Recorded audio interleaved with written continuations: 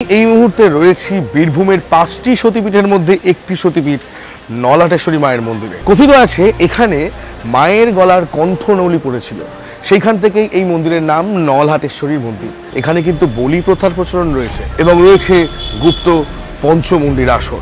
বীরভূম রামপুরহাট বা প্রসিদ্ধ সিদ্ধপীঠ তারাপীঠ থেকে খুব কাছেই অবস্থিত দেবী নলহাটেশ্বরীর মন্দির।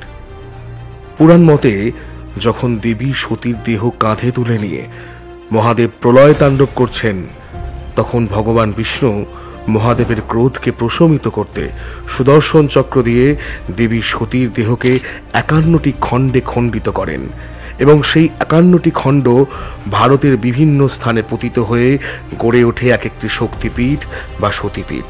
কথিত রয়েছে এই নলহাটিতে মায়ের কণ্ঠ নলি পতিত হয়েছিল, সেখান থেকেই মায়ের নাম নলহাটেশ্বরী।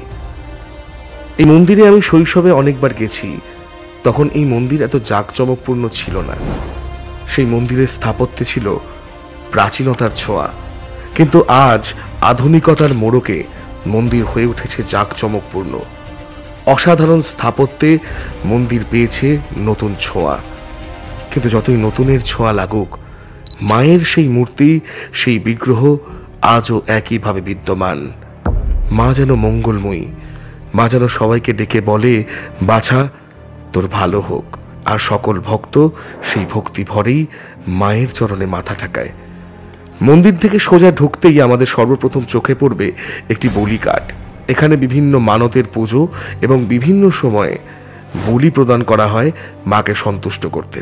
তারপর সোজা সিঁড়ি দিয়ে উঠে গেলে পড়বে মায়ের গর্ভগৃহ, যেখানে মা পূজিতা হন, এবং তার ঠিক পাশেই রয়েছে গণপতির মন্দির, এবং গণপতির মন্দিরের সামনে রয়েছে পঞ্চমুণ্ডির আসন। শোনা যায় প্রাচীনের তান্ত্রিকরা এই পঞ্চমুণ্ডির আসনে বসে বিভিন্ন তান্ত্রিক ক্রিয়া বা উপাচার করতেন।